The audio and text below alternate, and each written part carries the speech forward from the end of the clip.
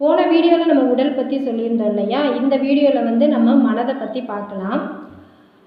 இந்த காலத்தின் மாற்றம், காலத்தின் சுழற்சி எல்லாம் சரியாக நிகழ்ந்துட்டுருக்கு அப்படின்றத நம்ம உணர்றதுக்கு பெரும் தடையாக இருப்பது நம்மளோட மனம். ஏன் அப்படின்னு பார்த்தோன்னா, மனதை வந்து அப்படி தான் பழக்கப்படுத்தி நமக்கு கொடுத்துருப்பாங்க. சின்ன வயசுலேருந்தே ஒரு விஷயத்தில் வந்து இது நல்லது, கெட்டது, இது நன்மை, தீமை, இது நல்ல செயல், கெட்ட செயல் அப்படின்னு இருத்தன்மையாக பார்க்குற மாதிரி மனதை பழக்கப்படுத்தி கொடுத்துருப்பாங்க. அதனால் நம்ம மனதை குறை சொல்ல முடியாது. அப்போ சரியான பயிற்சி முறையை மேற்கொண்டு மனதை கடக்கிற பட்சத்தில் அந்த விஷயத்தில் என்ன நிகழ்ந்திருக்கு அப்படின்றத நம்மளால் உணர முடியும்.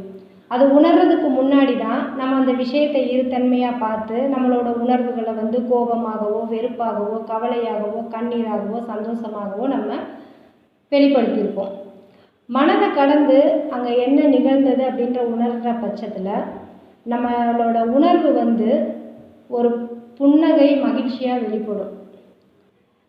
இன்னொன்று என்ன அப்படின்னா, நடக்க வேண்டிய விஷயம் நடந்து தான் ஆகும்.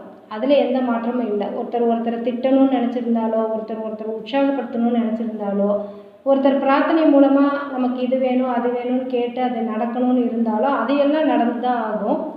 ஆனால் மனதை கடந்து அந்த விஷயத்தை பார்க்கும்போதில் அதில் என்ன நிகழ்ந்தது, என்ன நிகழ்ந்துட்டுருக்கு, அதை யார் நிகழ்த்தி கொடுத்தது அப்படின்றதெல்லாம் நம்மளால் உணர முடியும்.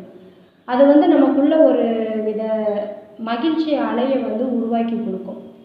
அந்த மகிழ்ச்சி அலையானது நம்மளை சுற்றி உள்ளவங்களையும் மகிழ்ச்சியாக வச்சுருக்க உதவும். நல்லா தெரிஞ்சுக்கோங்க, நம்ம உணர்ந்த மகிழ்ச்சின்றது வேறு, இந்த மகிழ்ச்சின்றது வேறு. இது ஒரு தெய்வீக மகிழ்ச்சி. இது நமக்குள்ள பெருக்கெடுத்து அது அலை அலையாக பரவி நம்மளை சுற்றி உள்ளவங்கள்ட்டையும் அந்த மகிழ்ச்சி வந்து கொண்டு போகும். நம்ம போகிற இடங்களில் நம்ம சந்திக்கிறவங்க, நம்ம கூட பயணிக்கிறவங்க எல்லாருக்கும் இந்த மகிழ்ச்சி அலை வந்து பரவி போய்கிட்டே இருக்கும். சரி, மனதை கடந்தாச்சு அப்படின்னா அப்படியே இருக்கணுமா அப்படின்னு பார்த்தா, நம்ம வந்து பூமியில் பிறந்திருக்கோம். இந்த பூமி வாழ்க்கை நமக்கு சிறப்பாக இருக்கணுன்ற பட்சத்தில் பல விஷயங்களுக்கு நல்லது, கெட்டது, நன்மை, தீமை, நல்ல செயல், கெட்ட செயல் எதுன்றதை நம்ம தெரிஞ்சு வாழ வேண்டியதாக இருக்குது. அப்போ அதுக்கு வந்து நம்ம மனதை பயன்படுத்தி தான் ஆகணும். நம்மளோட வாழ்க்கை பயணத்தில் மனதை பயன்படுத்த வேண்டிய இடத்துல நம்ம மனதை பயன்படுத்தி தான் ஆகணும். ஒரு விஷயத்தில் என்ன நிகழ்ந்திருக்கு அப்படின்னு உணர்வதுக்கு நம்ம மனதை கடந்து உணர்ந்துக்கலாம். மனதை கடந்து இந்த மாதிரி நம்ம உணர தெரிஞ்சுக்கிட்டோம் அப்படின்னா நம்மளை அறியாமலே நம்மளோட எண்ணங்கள் வந்து உயர்வாக இருக்கும். நம்மக்கிட்ட இருந்து வெளிப்படுற உணர்வுகள் சரியான உணர்வுகளாக வெளிப்படும்.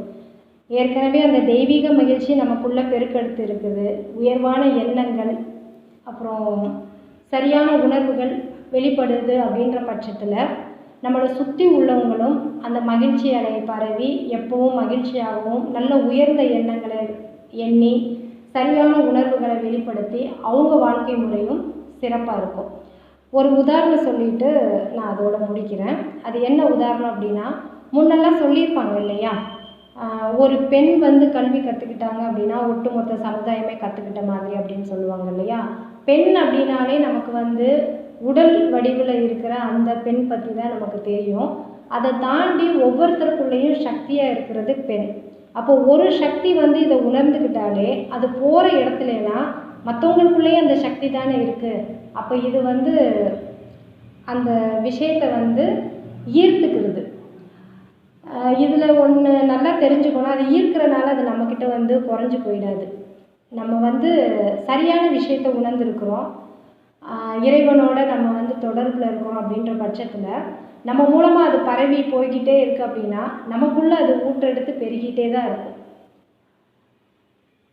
இப்போது கொஞ்ச நேரமாக இதை பற்றி பேசும்போதுலேயே மனதுக்கு ஒரு அமைதி, அப்புறம் பேச்சிலலாம் ஒரு அமைதியை வெளிப்படுத்துறது நல்லாவே உணர முடியுது.